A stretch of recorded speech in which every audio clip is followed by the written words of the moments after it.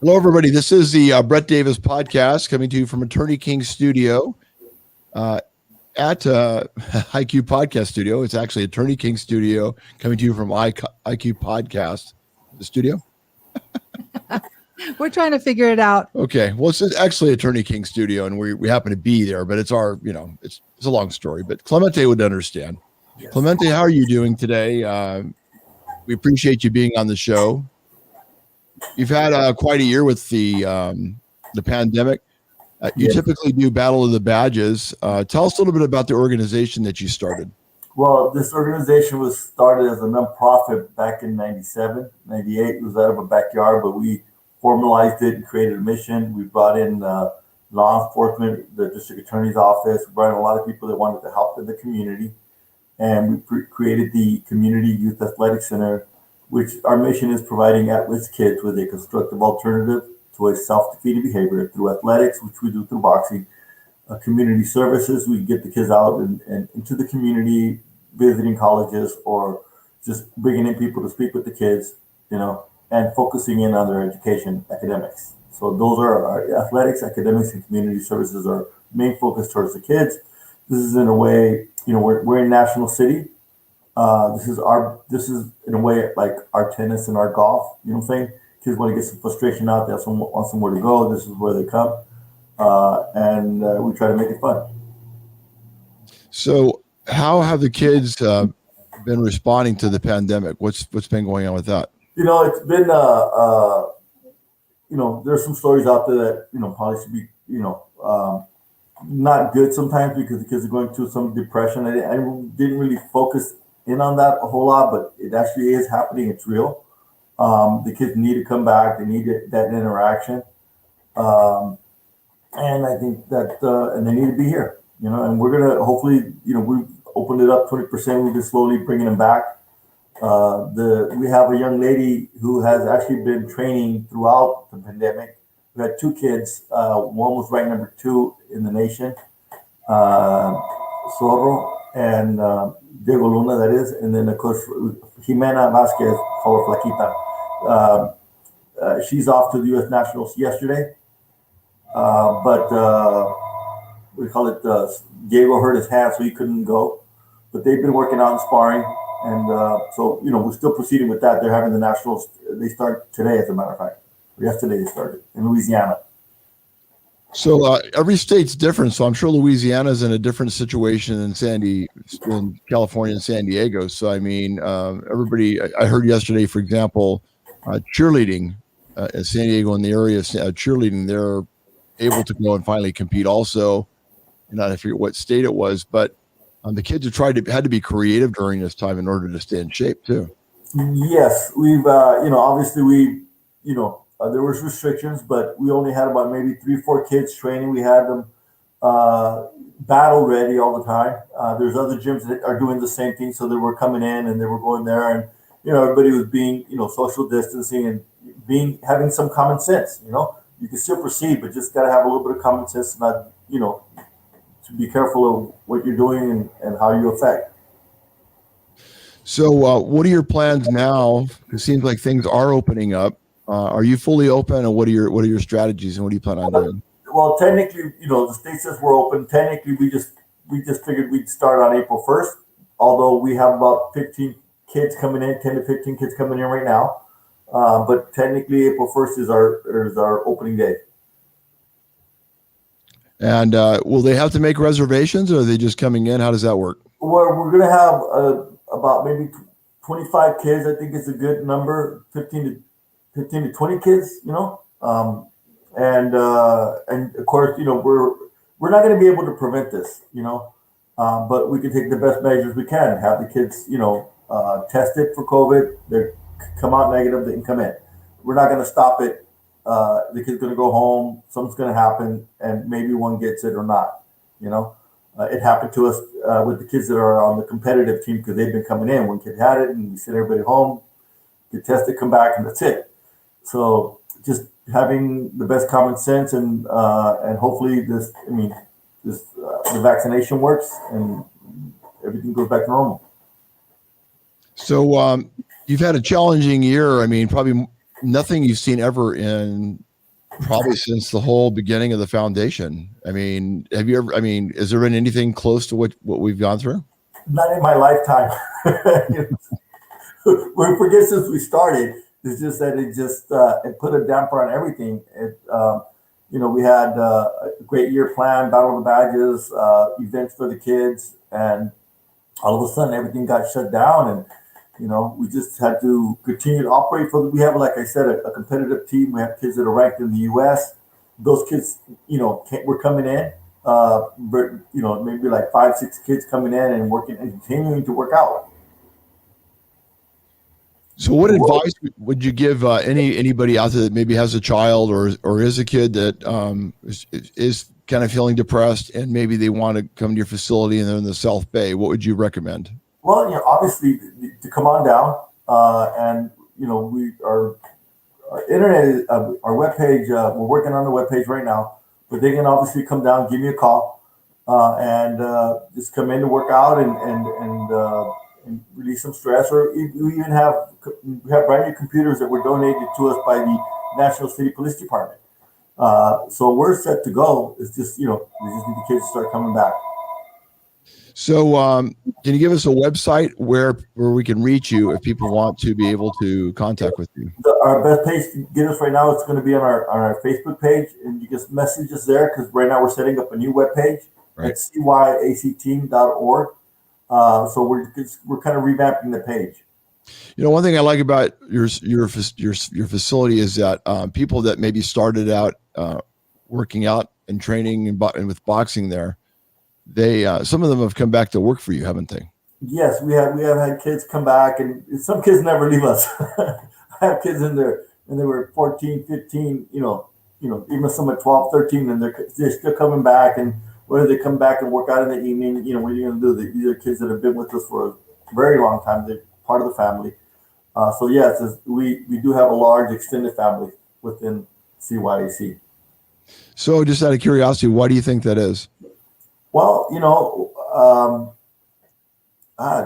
just, I guess it's the love and attention that we give to all the kids. We do yell at them. We do, if they want to get in the ring, it's a very dangerous sport. Some that don't want to get in the ring, it's a very disciplined sport, and we make them bring in their grades. And at the end of the day, I think that's what's needed. Some kids need to be yelled at. Not that it's a good thing all the time, but there's discipline.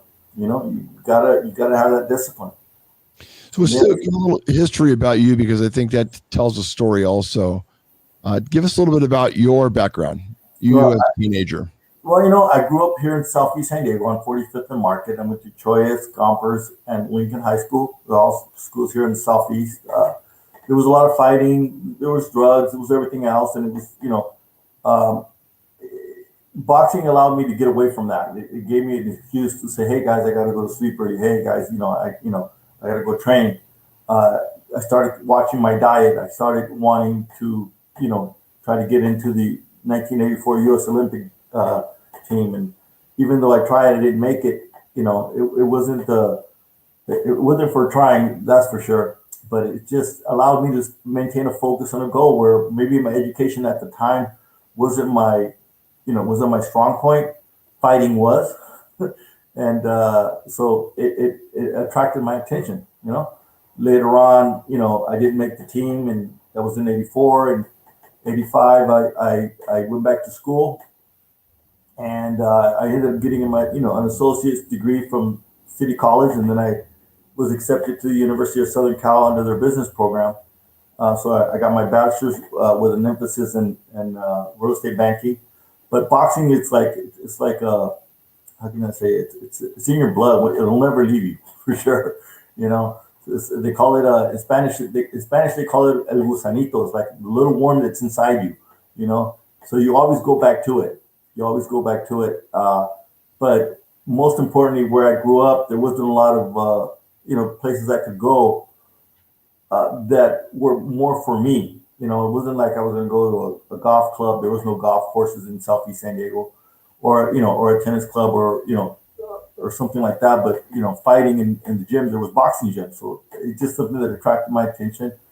I think a lot of these kids come from a lot of homes that are areas that are rough, and and attendance is not something they want to do. And so it's a little bit of frustration. We got bags. I understand them, but in addition to that, we have them bring in their grades. We ask the parents, that first thing we ask the kid, well, we need to see your grades. And they want to know, well, why are my grades important? I want to fight. I go, well, first I want to see how disciplined you are. And then we can go to the fighting. But, it's more of the idea to let them know that it's not just boxing, but we have other things for them. So who introduced you to boxing? God, it was just, there was a gym down in San Diego, and I heard the speed bag going off and people hitting the bag, and I just walked in, and it just attracted me, and by that time I already had my scuffles on the street, so it was something that was very natural for me. Not that I wasn't scared. I mean, we all have a little bit of scaredness to get into a fight, but it's just that I would never back down on somebody coming up on me. And so this was like the best place to be. I mean, I was in the ring. No one had any knives. It was just one person. It was an easy fight. So it made it simple.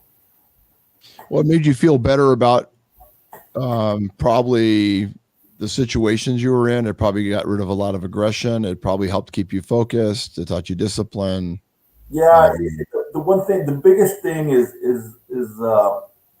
I'll say it this way: the most dangerous person is a person who has a controlled anger, right? You can't be out in the street and getting upset and yelling a bunch of stuff. But if you're controlled and you're focused and nothing, so what? We're gonna get hit. You just shake it off. You roll with it, and you stay focused. You stay on point. So I just think that being smarter, not getting too excited about anything. There's a shirt that a friend of mine has got me that says, what does it say on it? Something about, let's see, I'm comfortable with violence. I don't like it, okay? But I'm not going to panic on it. You know what I'm saying?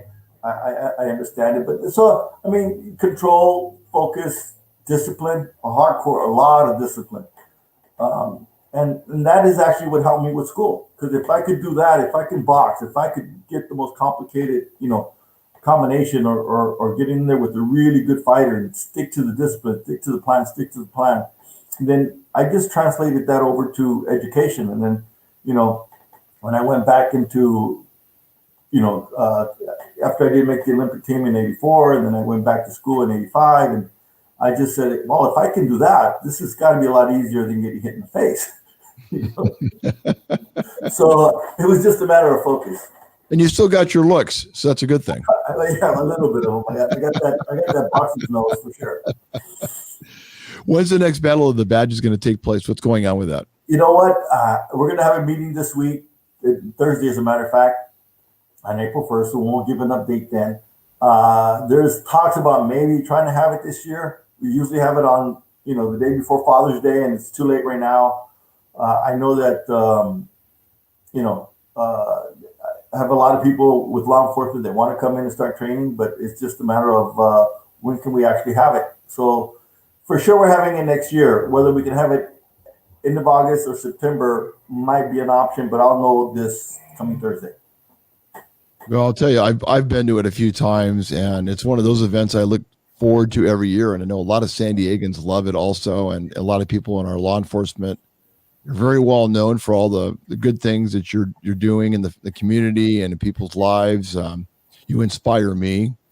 Your name comes up frequently. A lot of the times, your name will pop up for whatever reason, and you make an impact. You're very, you have a lot of wisdom. You're very real, and people like you. And I think that makes a difference when you're trying to be successful and helping other people too. I mean, people know when you care. I appreciate that. And yeah, the kids are a very big part of the reason why I'm here, and to make an impact in their lives. Well, you're doing it. And, is there any way sponsors can contact you, or, are you working on that right now?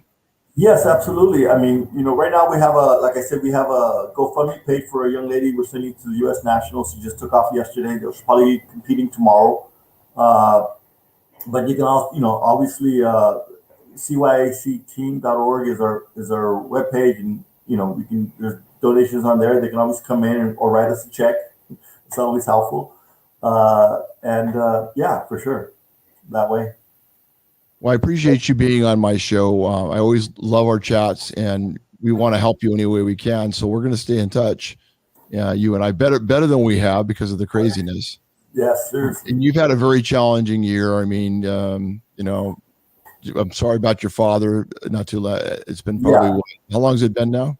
It's been about a year, but it still has a great impact on me. You know what I'm saying? Well, of course it does. He was a great man, and I mean, I hear the stories you told me about him before. So God bless him and you for everything, and to just let you know that we do think about you, and you have made an impact in our lives. Well, thank you, sir. Okay, Clemente, thank you very much for being on my show. Likewise, thank you. Take care. I'd like to thank my sponsors, of course. I'd like to thank Attorney King for everything he does. Indian Motorcycle of San Diego, Sequan Casino and Resort, the gym, for everything they do, and also IB Fitness. Everybody have a great day and take care. God bless, and let's be nice to each other.